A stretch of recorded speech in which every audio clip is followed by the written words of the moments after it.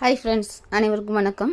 இன்றைக்கி நம்ம இந்த வீடியோவில் பருப்பு குழம்பு எப்படி செய்கிறது அப்படிங்கிறதான் பார்க்க போகிறோம். ரொம்பவே டேஸ்ட்டாக குயிக்காக செய்யக்கூடிய குழம்பு இது. வாங்க இதை எப்படி செய்கிறது அப்படிங்கிறத பார்க்கலாம். இப்போ நான் 150 கிராம் பருப்பு எடுத்து நல்லா தண்ணியில் ஒரு 10 நிமிஷம் ஊற வச்சுருக்கேன். ஊற வச்சதுக்கப்புறமா இது கூட நம்ம என்னென்ன ஆட் பண்ண போகிறோம் அப்படின்னா, கட் பண்ணி வச்சுருக்க கத்திரிக்காய் ஃபஸ்ட்டு ஆட் பண்ணிக்கிறோம். பாருங்கள், நீல வாக்கில் கட் பண்ணி எடுத்திருக்கேன். நீங்கள் இப்போ தான் என்னோடய சேனலை ஃபஸ்ட் டைம் பார்க்குறீங்கன்னா மறக்காமல் என்னோடய சேனலை சப்ஸ்கிரைப் பண்ணுங்கள். அதே மாதிரி பக்கத்தில் ஒரு பெல் பட்டனையும் மறக்காமல் கிளிக் பண்ணிவிடுங்க. இப்போ 10 பல்லு பூண்டு, அடுத்ததாக கொஞ்சம் சாம்பார் வெங்காயம். இதுக்கு சாம்பார் வெங்காயம் சேர்க்கும் போது தான் டேஸ்ட் நல்லாயிருக்கும். கட் பண்ணி வச்சுருக்க முருங்கைக்காய், அதே மாதிரி தோல் சீவி கட் பண்ணி எடுத்துருக்க உருளைக்கிழங்கும் இதோட ஆட் பண்ணிக்கிறேன். அடுத்ததாக காரத்துக்கு நமக்கு தேவையான அளவு பச்சை மிளகாய், உங்களோட காரத்துக்கு ஏற்ற மாதிரி நீங்கள் பச்சை மிளகாய் சேர்த்துக்குங்க. அடுத்ததாக ஒரு தக்காளி பழம், இது கூட கொஞ்சமாக பெருங்காயத்தூள் சேர்த்துக்கிறேன்.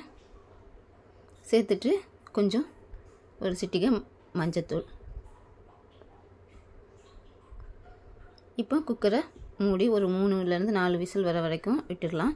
இது விசில் வர்றதுக்குள்ளே நம்ம இதுக்கு தேங்காய் அரைச்சி எடுத்துக்கலாம். இப்போ மிக்ஸி ஜாரில் கட் பண்ணி எடுத்துருக்க தேங்காய், கொஞ்சமாக கருவேப்பிலை ஆட் பண்ணிக்கிறேன். அது கூட ஒரு ஸ்பூன் சீரகம். இதை நல்லா பேஸ்ட்டாக அரைச்சி எடுத்துக்கலாம். குக்கர் விசில் அடிக்கிறதுக்குள்ளே நம்ம இதை நல்லா பேஸ்ட்டாக அரைச்சி எடுத்துக்கலாம் தண்ணி சேர்த்து. இப்போ பாருங்கள், இப்போ குக்கரை ஓப்பன் பண்ணி நல்லா வெந்துருச்சு பருப்பு. இது கூட அரைச்சி வச்சுருக்க தேங்காவை நம்ம சேர்த்துக்கலாம். சேர்த்துட்டு அந்த சூட்டோடு சேர்த்து ஒரு 2 நிமிஷம் கிளறி விட்டிங்கன்னா அந்த சீரகத்தோட பச்சை வாசனை போயிடும். இப்போ இதுக்கு தேவையான அளவு உப்பு சேர்த்துக்கலாம். உப்பு சேர்த்துட்டு இதை நல்லா மசிச்சிக்கலாம் பருப்பை. இப்போ இதுக்கு நான் ஒரு சின்ன நெல்லிக்காய் கப்பும் புளி கரைச்சி எடுத்திருக்கேன். இப்போ இதை நல்லா மசிச்சதுக்கப்புறம் அந்த புளியை கரைச்சி வடிகட்டி வச்சுருக்கேன். அந்த தண்ணியை இதோட ஆட் பண்ணிக்கலாம். இப்போ தண்ணி சேர்த்ததுக்கப்புறம் உங்களுக்கு எந்த அளவுக்கு திக்னஸ் வேணும் அப்படிங்கிறத நீங்கள் பார்த்துக்குங்க. சப்போஸ் ரொம்ப திக்காக இருக்குது அப்படின்னா தேவையான அளவு தண்ணி சேர்த்துக்கலாம். தண்ணி சேர்த்துட்டு இதை ஒரு கொதி விடுற அளவுக்கு கொதிக்க விடுங்க. அதாவது நுர பொங்கி லைட்டாக கொதிக்கிற அளவுக்கு விட்டுருங்க, ரொம்ப கொதிக்க வேணாம். இப்போ கொதிச்சிருச்சு. நான் இப்போ அடுப்பை ஆஃப் பண்ணிடுறேன். அடுப்பை ஆஃப் பண்ணிவிட்டு இதுக்கு இப்போ நம்ம தாளித்து ஊற்ற போகிறோம். கடாய் நல்லா சூடானதும் 2 ஸ்பூன் எண்ணெய் விட்டுக்கிறேன்.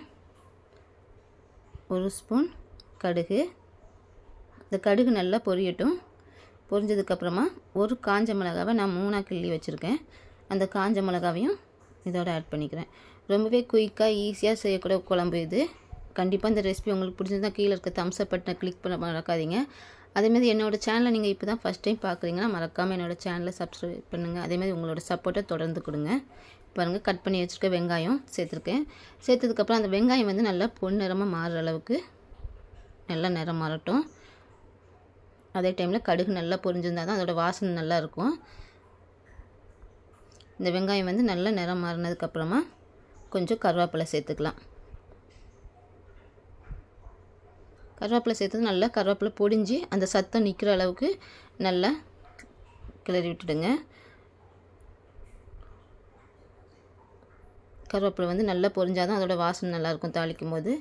இப்போ இதை நம்ம மசிச்சு வச்சுருக்க அந்த பருப்பு குழம்போட இதை சேர்த்துடலாம். இன்றைக்கி இந்த வீடியோவில் பருப்பு குழம்பு எப்படி செய்கிறது அப்படிங்கிறத பார்த்தோம். கண்டிப்பாக இந்த ரெசிபி பிடிச்சிருந்தா கீழே இருக்க தம்ஸ் அப் பட்டனை கிளிக் பண்ண மறக்காதீங்க.